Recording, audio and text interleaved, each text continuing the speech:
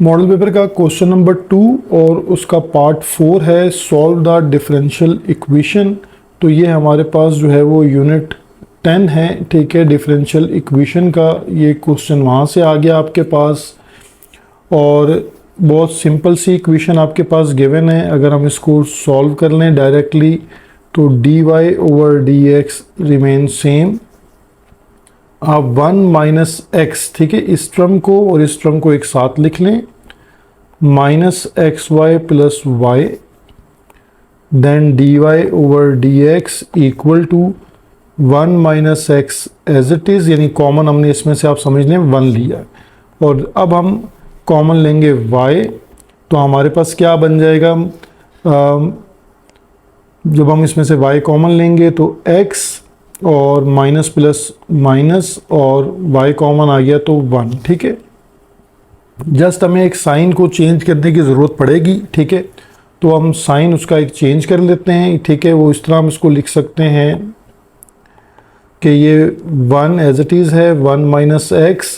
तो ये साइन अगर हम इसको प्लस कर दें या इस पूरी ब्रैकेट में से एक माइनस साइन कॉमन ले लें, ठीक है, तब भी वो माइनस माइनस क्या हो जाएगा, प्लस हो जाएगा, ठीक है। तो यहाँ ये लिखा कैसे जाएगा, प्लस y और 1 पहले आ जाएगा प्लस का और x माइनस का होके बाद में आ जाएगा। तो अब आप देखें तो दोनों टर्म्स जो हैं वो आपके पास सेम हो गई। देन हम लिख सकते हैं dy अपॉन dx को 1 माइनस एक्स और 1 प्लस वाई, ठीक है। अब वेरिएबल सेपरेट अगर हम कर दें तो dy अपॉन 1 प्लस वाई और 1 माइनस एक्स dx, ठीक है। अब हमारे पास यहाँ से स्टेप बन जाता है इंटीग्रेट करने का। तो हम यहाँ इंटीग्रेट करेंगे तो 1 upon 1 plus y d y equal to और integration of 1 minus x d x. तो देखें जब लीनियर फंक्शन आपके पास अपॉन में आता है तो यहाँ ln का फंक्शन यूज़ हो जाता है as integrate ln 1 plus y और यहाँ इंटीग्रेशन अगर हम सेपरेट कर लें तो dx 1 ज़ा dx और minus integration of x dx। तो ln 1 plus y equal to x का इंटीग्रेट हो जाएगा dx का x और x का हमारे पास आ जाएगा x square upon 2 plus c, ठीक है। तो ये हमारे पास इस क्वेश्चन का जो है वो सिंप्लीफिकेशन कंप्लीट सॉल्व हो गई।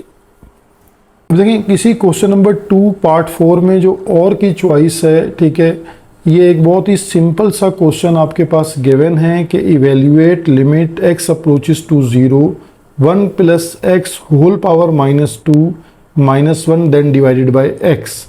KPK बुक में और कराची बुक, जो दोनों बुक्स आप देख सकते हैं, लेकिन KPK का मैं रेफरेंस यहाँ दे रहा हूँ कि पेज 53 पर इस लिमिट की प्रॉपर्टी गिवन है और ये इससे प्रीवियस क्वेश्चन में भी मैं एक लेक्चर में आपको बता चुका हूँ। ये हमारे पास इसकी प्रॉपर्टी है जिसको मैंने एज रिमेंबर करके लिख दिया है कि ये आपके पास लिमिट इक्वल टू n होती है। तो आप ये देखिए कितना सिंपल सा क्वेश्चन आपके पास 4 नंबर के लिए गिवन है, जस्ट क्योंकि इस प्रॉपर्टी का कोई क्वेश्चन बुक में नहीं है तो बच्चे इस प्रॉपर्टी को इग्नोर कर देंगे कि ये यूज़ नहीं हो रही, वो इसको याद नहीं करेंगे। तो बोर्ड ने इसका फ़ायदा उठाया है, ठीक है। यानी आपके पास लिमिट x अप्रोचेस टू 0, तो EPS सीरीज़ में जहां मैंने इवेल्युएट लिमिट के क्वेश्चन करवाए हैं वहां इसका क्वेश्चन वहां भी सॉल्व करवाया है, ठीक है। और यहाँ ये आपको मॉडल पेपर में भी मिल गया है। इक्वल टू ये किसके है, n के, और n आपके पास यहाँ पे क्या दिया हुआ है, जैसे ही आप लिमिट अप्लाई करते हैं कि अप्लाई लिमिट, तो n आपके पास है -2, ठीक है। तो जब आप लिमिट अप्लाई करेंगे तो ये इक्वल टू आपके पास क्या आ जाएगा, क्योंकि ये n के इक्वल है और n इक्वल टू क्या है, -2। तो ये आपके पास आपका आंसर सॉल्व हो जाएगा। कोई इसमें आपके पास और स्टेप नहीं है, ना इसकी सिंप्लीफिकेशन है, जस्ट एक प्रॉपर्टी है और उसको आपने अप्लाई करना है।